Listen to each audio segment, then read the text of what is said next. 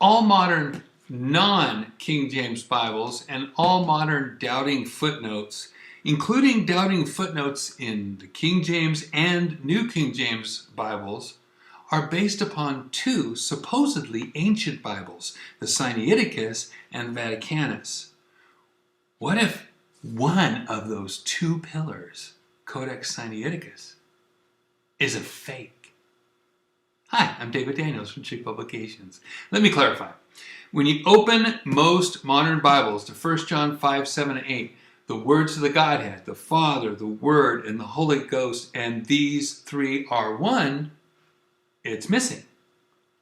Why? Largely because it's missing in the Sinaiticus. That helped to tip the balance against those important words. When you turn to Mark 16, 9 to 20 in most modern Bibles, it's got a note, a thick line, a separate header, and or a footnote that says it doesn't belong, don't trust it. Why? Out of 620 manuscripts that contain Mark's Gospel, 618 of them have those verses. That's all 600 minuscules, that's lowercase letters.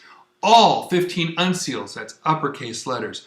And 3 of the 5 codices, big books. Only 2 of the 620 leave out those verses, the Sinaiticus and the Vaticanus. And both of them were only made public in the decade before Westcott Hort and the others started the move to completely change the Bible. Sounds suspicious? Believe it or not, there is a hidden agenda in all of what you are about to hear.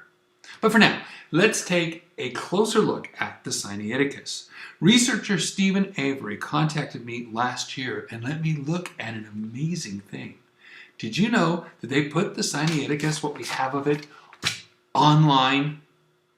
Yeah, and the various pieces from wherever they're stored are digitally together, so you can turn from page to page. He asked me to look at a particular section. You see, the Sinaiticus has at least 2 sections that were removed on purpose. The guy who says he discovered it was Konstantin Tischendorf.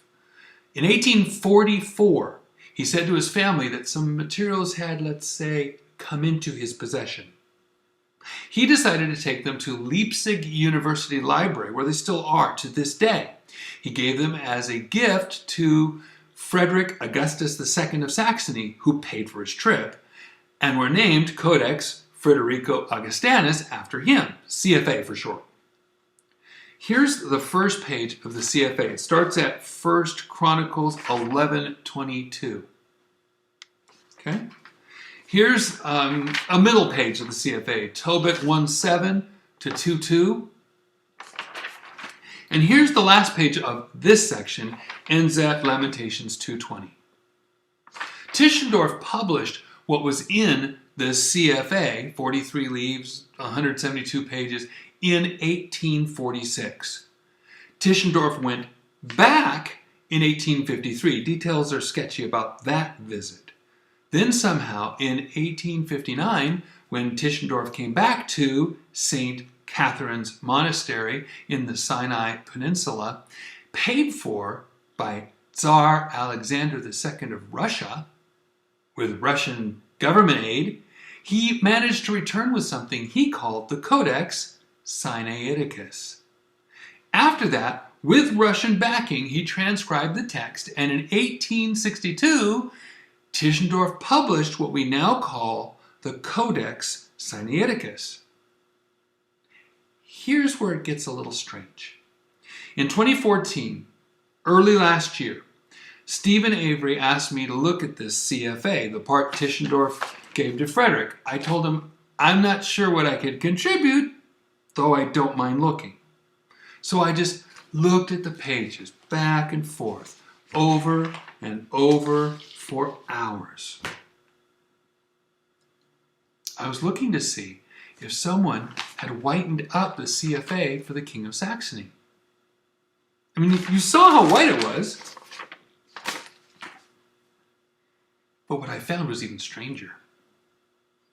Someone had darkened the rest of Sinaiticus. Take a look. These are either sides of the book, like this. On either side of the CFA sections, it looks really funny. It totally reminds me of coffee stains in my books. I have them. Except that it was more watery and brushed out over the page. Then after that, it kind of levels out without the massive streaky look on the next pages. But it still has that dark color. Why would anyone darken the pages? It gets even creepier.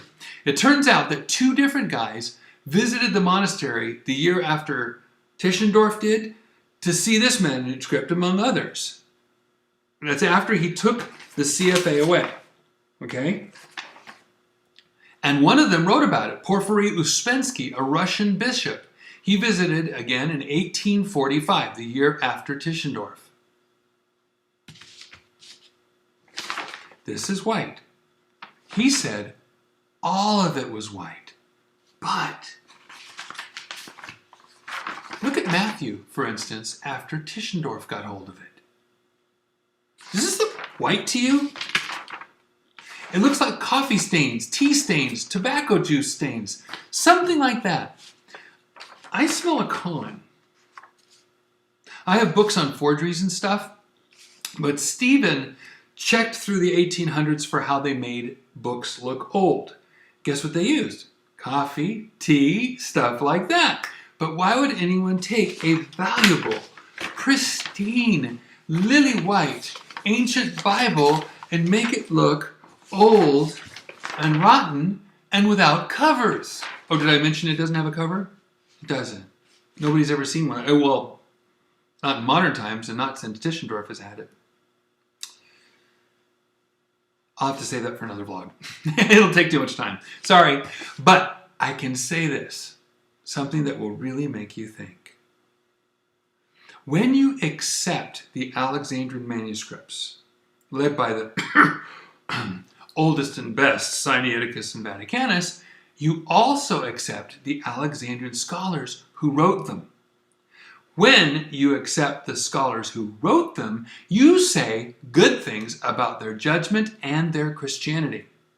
So, a Roman Catholic can come up to you and say something like this. You're using the Alexandrian text, I see. Yeah? Well, that's the one we like. Where's the rest of it? What? You have most of the Bible, but you forgot the rest of it. You know, you call it the Apocrypha. We call it the Deuterocanonicals. It's the same thing. What do you mean? Well, every Alexandrian codex has a Greek Old Testament and a Greek New Testament, but it also has the Apocrypha. Your Bible is missing the Apocrypha. You said you trust the Alexandrians.